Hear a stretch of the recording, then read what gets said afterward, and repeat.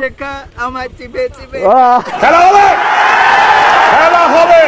সাজাবো তোমারে আমার মনের মতো করে, সাথী হয়ে আসো যদি আমারই ঘরে।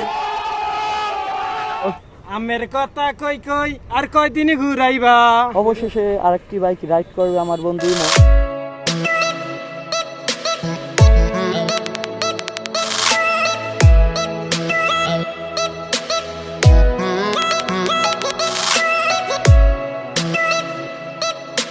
আমাদের খাদক ভাই মোহাম্মদ সুমন, সেই সন্ধ্যায় খেতে বসছে, এখন ওটার কোনো নাম নাই, কোনো সম্ভাবনা নাই, চলতেই থাকবে।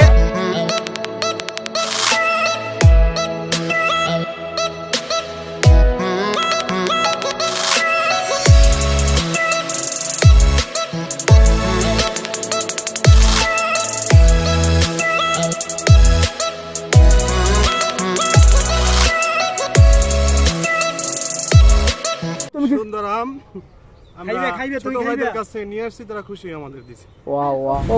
অবশেষে বাইক রাইড করতে করতে আমরা কোথায় এলাম। বরাবরের মতোই খানকার সামনে আসলাম। আর যদি কিছু শরীক হয়ে যায় বা কিছু দান করে যায়, অনেকটা বিপদ মুক্ত থাকা যায়। সেই জন্য আজকে আবার সেই পদ্ধতি অবলম্বন করলাম। অনেকক্ষণ পরে আমি আবার আমার বাইকে শিফট হলাম। আর এর ভিতরে একটা টাইম হয়ে গেছে। কাহিনীটা হলো, আমার টাইম হাতে একটা আর একটা পরে গেছে। এই অবস্থায় বাইক রাইড করতে আছে, আর কী করার আছে। আর এখন আমার পিলিয়ন হিসেবে আছে আমার বন্ধু সুমন। আর ভালো ও এটা ঘুরাবে। মামারা রাস্তাঘাটে যা করে তার বলার মতো না। অবশেষে আরেকটি বাইক রাইড করবে আমার বন্ধু ইমন, আর পিলিয়ন হিসেবে আছে কালাম। আর যাই হোক, চিল, কোনো প্যারা নেই। কিছুক্ষণ আগে আমার বাইকটি রাইড করছিল সুমন, আর এখন সুমন রাইড করবে আরেকটি পালসার। যাই হোক, চিল, প্যারা নেই। ওরা চলে যাচ্ছে, আমি এখন চলে যাব। অবশেষে এসে করলাম সমুদ্র সৈকত কুয়াকাটা, আর এখন আছি চৌরাস্তাতে। আর এখন রাস্তার অবস্থা দেখে বুঝতে পারতেছি কিছুক্ষণ আগে হয়তো বা বৃষ্টি হয়ে গেছে, আর রাস্তা পর্যাপ্ত পরিমাণ ভিজা। এবং আমরা পটুয়াখালী থেকে আসতে বৃষ্টিতে আমাদের নাগাল পাইনি। যাই হোক, আজ থেকে বৃষ্টিটা হয়ে গেছে, ভালো হয়েছে। নাহলে তো আরও আমাদের একটা ট্যুরে বিঘ্ন ঘটতো। যাক, সবসময় তো এরকমই হয়, ট্যুরে কোনো না কোনো সমস্যাই হয়। আর দ্বিতীয় কথা হচ্ছে, আমি একটি হ্যান্ডগ্লোভ নিয়ে পটুয়াখালী থেকে কুয়াকাটা এসে পড়লাম। দেখতে আসলেও আমার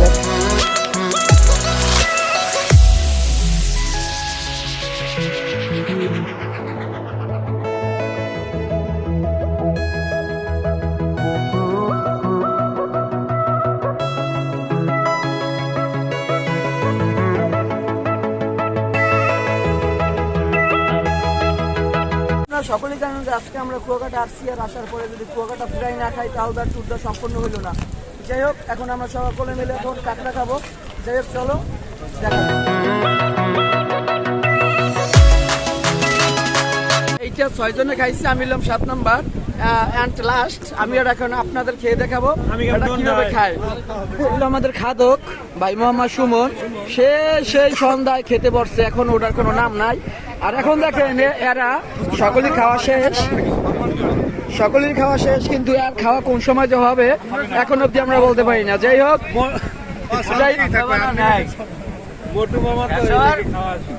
কোনো সম্ভাবনা নাই, চলতেই থাকবে। খাবারকে খুব সম্মান করে এবং শ্রদ্ধা করে, খাবারটা বেশি। পিয়া পিয়া পিয়া আমায় ধোকা দিয়াছে, মোহনের মাঝে পিয়ার নাকি অন্য কেউ আছে।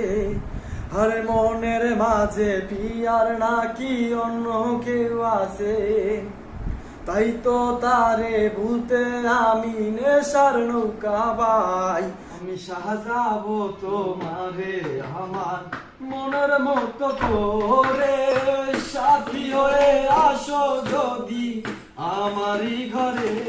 রাখবো তোমায় হৃদয়েরই ঘরে, দেখবো তোমায় দুই নয়ন ভরে। এই ছিল আমাদের রুম, আর রুমের অবস্থা খুব খারাপ, আর আমার কণ্ঠের অবস্থা খুব খারাপ। দেখতে আসি আমাদের রুম। আর এখন সবাই পর্যায়ক্রমে বের হয়ে যাচ্ছে রুম থেকে। আর আমরা এখন আবার রওনা দেবো পটুয়াখালীর উদ্দেশ্যে। যাই হোক, রুম থেকে এখন বের হব, তারপর একদম সরাসরি চলে যাব বাইকের কাছে।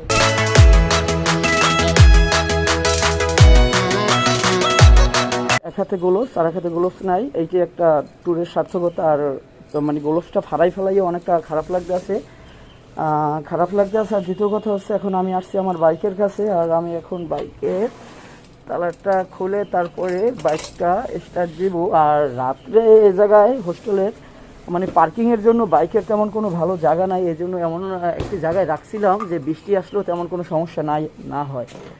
যাই হোক, এখন গাড়িটা বের করব, তারপর আল্লাহ এবং রসুলের নাম নিয়ে আবার রওনা দেবো পটুয়াখালীর উদ্দেশ্যে। আর এখন আমরা কোন পাশ দিয়ে যাব সেটা এখনও শিওর ডিসিশন হয়নি। সর্বপ্রথম বাইকটা স্টার্ট দেব। প্রতিদিন বাইক বের হওয়ার আগে অন্তপক্ষে 2 থেকে 3 মিনিট স্টার্ট দিয়ে রাখা উচিত, তাহলে মোবিলটা যেন সব জায়গায় মানে সারারাত্র বৈশা মোবিলটা যে জায়গায় একাত্র হয়, ওই মানে স্টার্ট দিলে ওই সময় মোবিলটা গাড়ির সব জায়গায় ছড়িয়ে যায়। যাই হোক, আমি 3 মিনিট ওয়েট করব, তারপরে আবার রওনা দেব গ্রুপ রাইডিংয়ের সাথে। আমরা এখন যাচ্ছি বিচের দিকে। আর হয়তো বা আমরা আমরা এখন আছি কুয়াকাটা চৌরাস্তাতে, তারপরে আমরা যাব বিচ থেকে নেমে আমরা যাব একদম পায়রাপোর্ট থেকে আমরা বিচের দিকে নামবো। আর বিচে নামার সময় অবশ্যই সামনের দিকে খেয়াল রাখতে হবে। কেমন হচ্ছে, এটা হচ্ছে বালু, সম্পূর্ণ বালু। কারণ বালুর ভিতরে যদি সেই রকমের বুঝে শুনে বেড়ে না দেওয়া যায়, তাহলে অবশ্যই সরে যেতে হবে। আর অলরেডি তো দুর্ঘটনা। যাই হোক, কালকে রাত্রে তো তোমাদের আর বিচে বারবার বন্ধ হয়, কারণ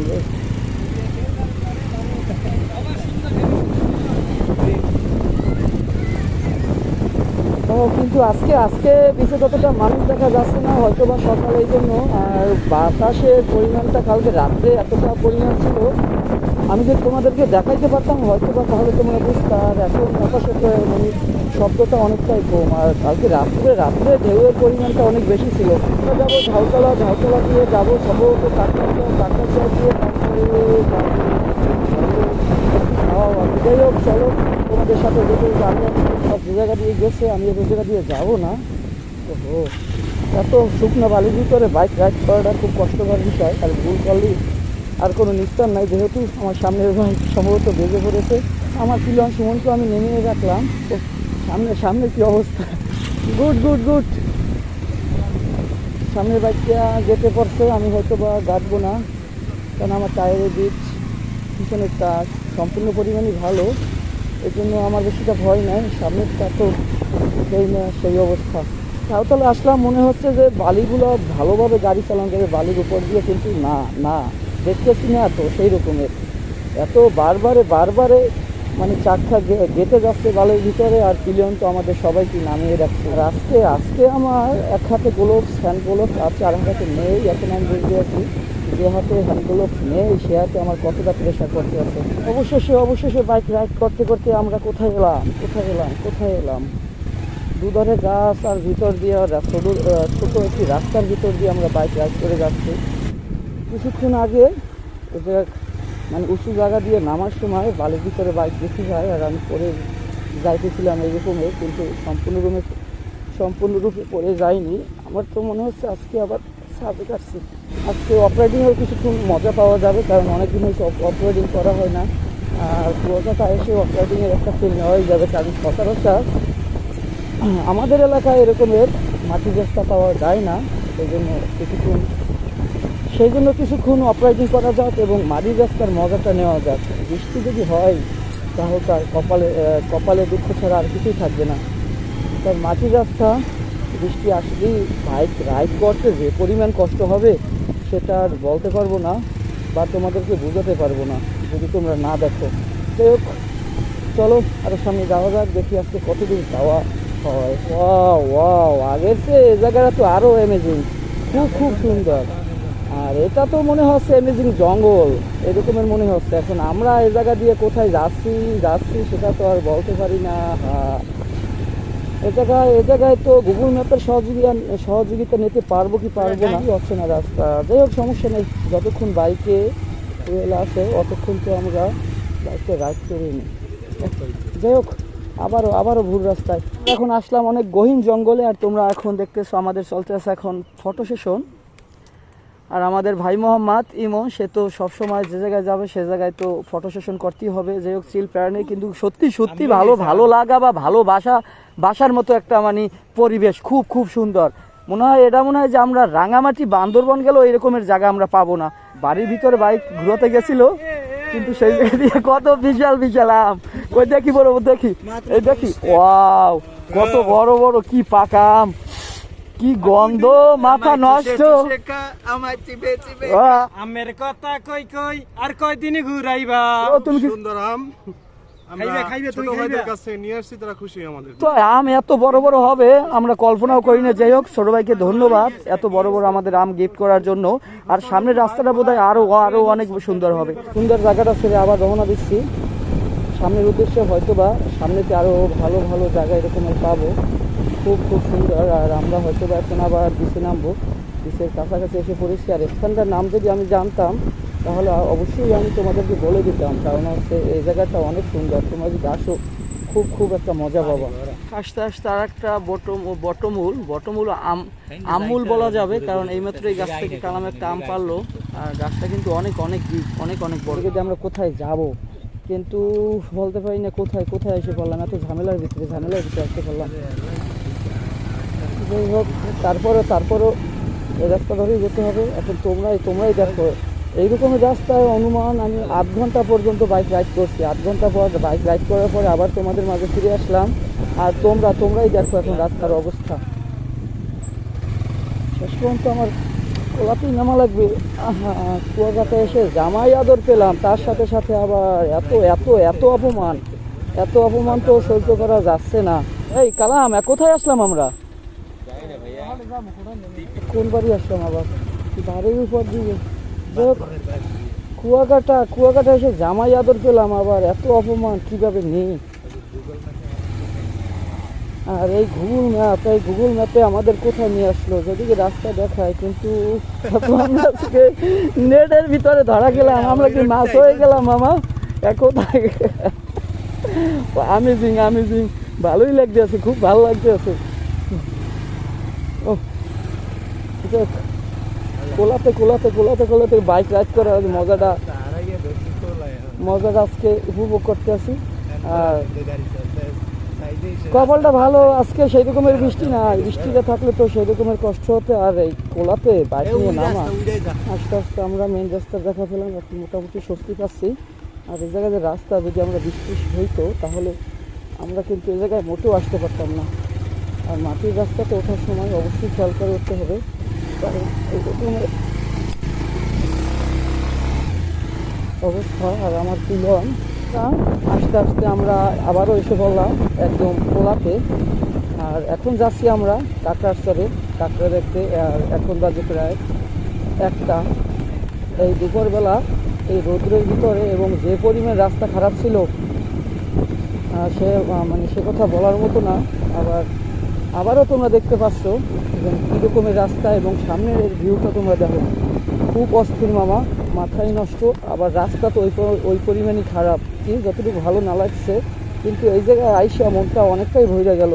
জানি না তোমরা কীরকমের এই জায়গায় আসার পর ভিউ পাচ্ছ, কিন্তু জায়গাটা কিন্তু বা স্থানটা কিন্তু অনেকটাই সুন্দর। জীবনে ফার্স্ট টাইম এই জায়গায় আসা। আবার দেখা যায় কুয়াকাটা তো কয়েকশো বার আসা বসে।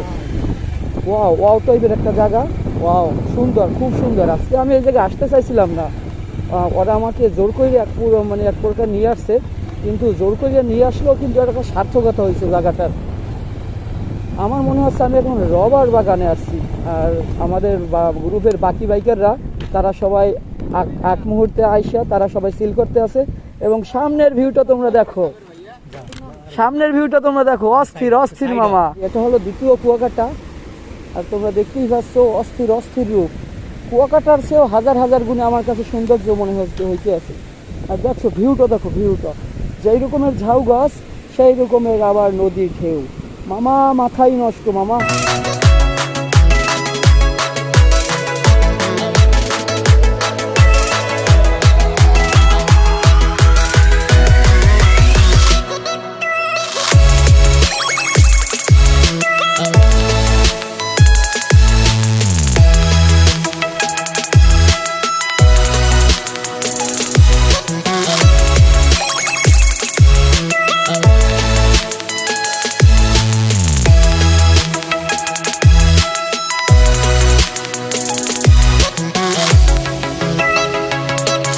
আসতে এমন একটি জায়গায় আছি, তোমরা তো হঠাৎ করে এখন দেখলে বুঝতে পারতেছো, হঠাৎ করে বুঝতে পারতেছো এটা পটুয়াখালী ব্রিজ না, এটা পটুয়াখালী ব্রিজ না, এটা সম্ভবত কলাপাড়া দিয়ে ঢুকলে চাবলি বা এই নামক একটা স্থানে যাওয়ার পথে এই ব্রিজটা বাজবে, সেই সুন্দর।